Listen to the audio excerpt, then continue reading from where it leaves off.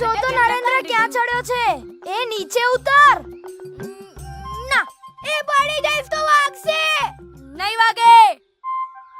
ડિંગ ડિંગ ડિંગ ડિંગ ડિંગ ડિંગ ડિંગ ડિંગ ડિંગ ડિંગ ડિંગ. ઓ માસી માસી, તમારો નરેન્દ્ર ઉપર છે. હે? ડિંગ ડિંગ ડિંગ ડિંગ ડિંગ ડિંગ. અરે નરેન્દ્ર, બોલો માસી. અરે નીચે ઉતાર.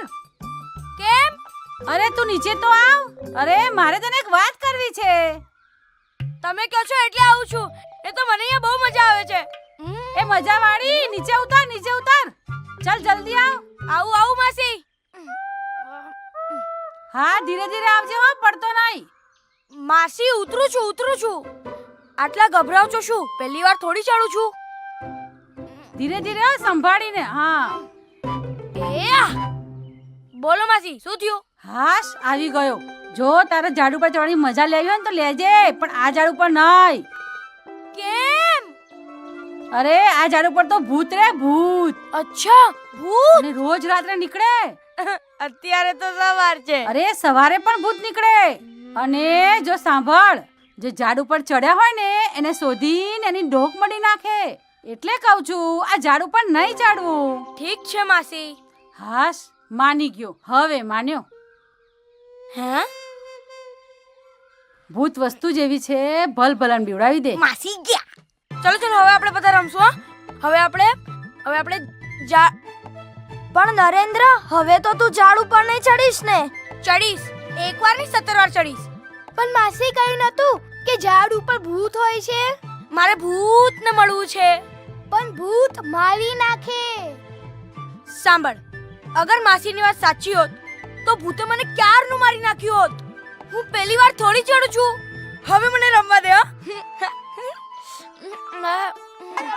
હું આવું છું. આઉટ. થઈ ગયો. નરેન્દ્ર, નીચે આવ. નીચે આવે છે કે લવ લાકડી? ચલ, મને અહીંયા રમવું છે. લાકડી લવ કે નીચે આવે છે? ચલ ઘરે. મને રમવા દઈશ. હા, રમવા દઈશ. તું પહેલા નીચે આવ. કેટલી વાર કીધું છે ઝાડ ઉપર નહીં ચડ. હા, રમવા દઈશ. તું પહેલા નીચે આવ. અહીંયા કહું છું ને. અહીંયા રમવું છે. ના ચાલ, કીધું ને કે આવ. કેટલી જીદ કરે છે તું. અહીંયા આવ તું. અહીંયા આવ.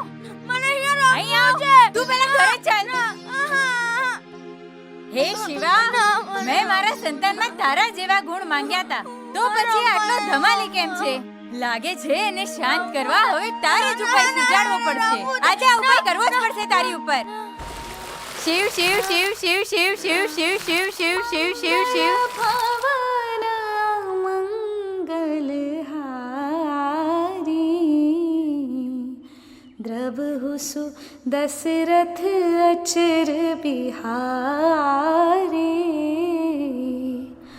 રામ સિયા રામ જય જય રામ રામ સિયા રામ જય જય રામ.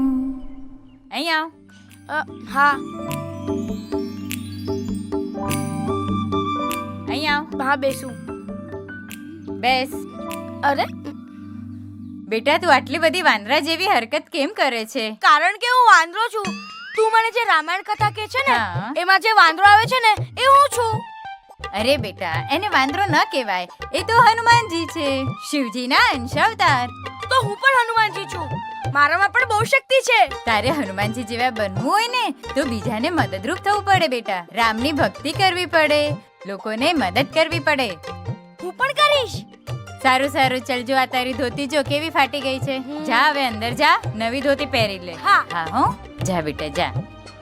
कुछ दे दे मैया, कुछ दे दे मैया, भला होगा तेरे बच्चों का, तेरे परिवार का. कुछ दे दे मैया, कब से खड़ी हूँ तेरे द्वार पे. कुछ दे दे मैया, कुछ दे दे.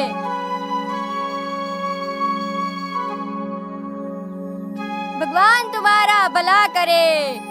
माँ स्वार्थ जो डाले, बच्चा कुआं रह जाए.